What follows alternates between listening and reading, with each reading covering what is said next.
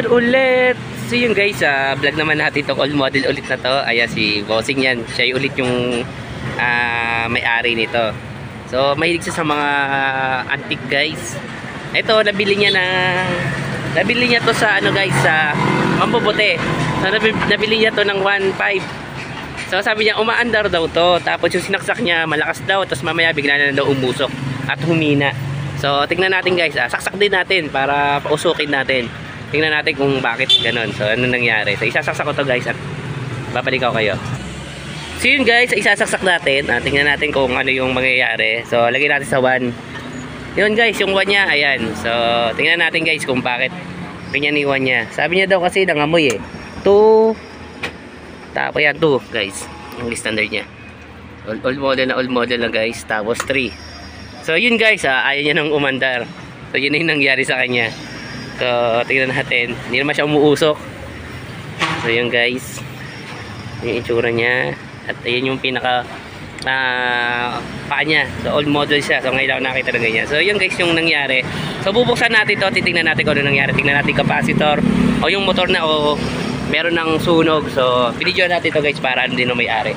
Kung ano yung mangyayari. So yun guys.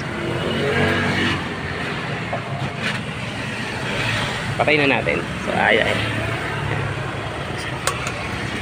Ayaw umandar guys, at tinanggal ko rin yung mga tornilyo nito. Nakaganyan lang yan guys. At may tornilyo dito. Ayan, ito may tornilyo dito. Tapos tornilyo dito sa baba. Tapos ito yung capacitor. So chichigay ko yung capacitor nito guys kung okay pa. Kasi mahina na, humina na siya baka nga dyan yung problema. Kasi yung motor niya parang wala naman sunog. Pero malalaman natin yan guys pag pinalitan natin ang capacitor at ayaw niya pa rin umandar. Ibig sabihin yan motor na siya. So yan guys. So okay naman kasi yung mechanical nito guys. Ayan o. Ayan. Okay pa yan. So ang suspect lang natin itong motor saka yung capacitor. So try ko muna palitan yung capacitor. Checkin natin. Babaklasin ko na lang yan guys dito para makita natin yung capacitor kung okay pa. So ang ganda niya pa talagang old model guys. So nabili nito ni Bossing ng 1.5 niya nabili kasi minsan bumibili daw siya sa mga tao 3.5, 4,000 mga ganyan. Kaya ganun yung mga presyo nito guys kasi nga antique na yan. So pinakamatagal na electric pan nito. Pag meron ka pa nito, grabe, ang galing mo. So nakakatuwa kasi naitabi mo yung mga ganitong electric pan nyo. At mahal siya pag sobrang binenta nyo siya kasi nga antique na siya So nakakatuwa lang na nakakita pa tayo ng ganitong electric pan. So yung guys, ayan, standard guys. So yun, so paklasin ko muna yung capacitor nito. Checkin natin guys kung yun yung capacitor na yung problema. So guys, ito yung capacitor niya, 2UF. So yan guys, made in Japan pa to. So yun, nakakatuwa yung capacitor niya to guys. Ito guys, checkin natin, tingnan natin kung buo pa siya. Yan, pinag-short ko lang.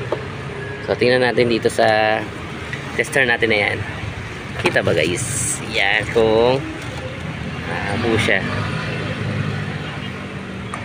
Pag-share natin dito at dito. Yan guys.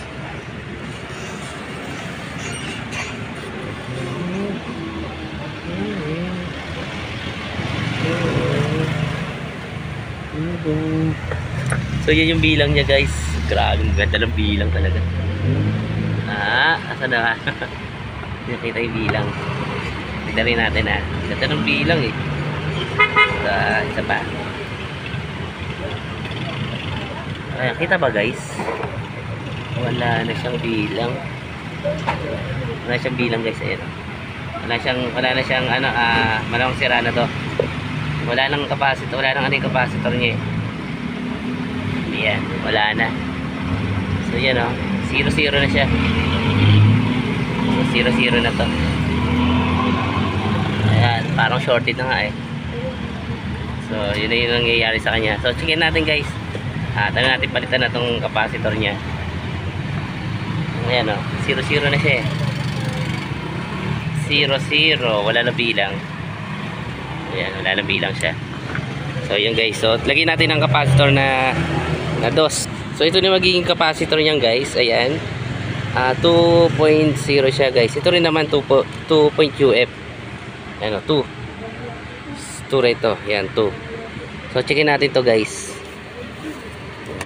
So yung guys, pansinin nyo, ayan, naka-ano siya sa capacitor yan. Tapos yan o. 1.8. So 1.8 siya. Kita ba? Yeah, 1.8.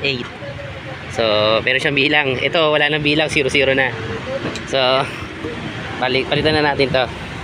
Yun guys, dahil pare-pare sila ng kulay, no? Ayan, mapapansin nyo, pare-pare sila. Ayan. Ito guys, meron kayong makikitang parang tela. Ito, ayan o, tela. Ayan, nakikita nyo, kulay green. Ayan, kulay green. Yung green na yan, kasama yan dito sa line. Tapos ito naman, yellow. Ayan, solo lang yan sa capacitor. So lalagay ko muna to guys at babalikan ko kayo. So wait lang. Guys, ito na. Ito yung kulay green na kasama ng capacitor. Ayan guys, kung mapapansin nyo, ito yung capacitor. Tapos ito, solo lang sa capacitor. Ito may linya kasi nakasama. So saksak natin, tingnan natin guys kung aandar siya. So ayan, saksak na natin. Ito 20 na agad to. So wala natin guys to. Yun. So umandar siya. Ayan. So capacitor lang yung problema nito. Ayan, lakas. Ayan, 1 2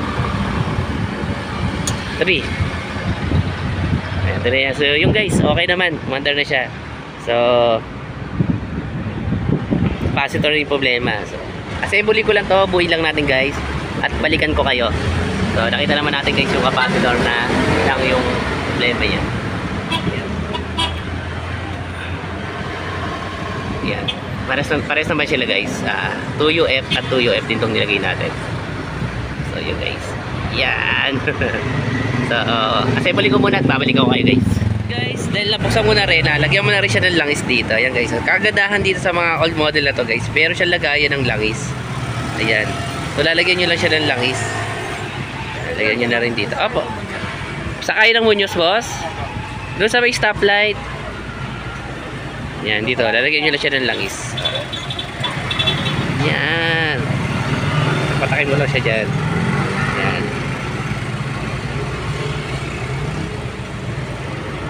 So, yun guys.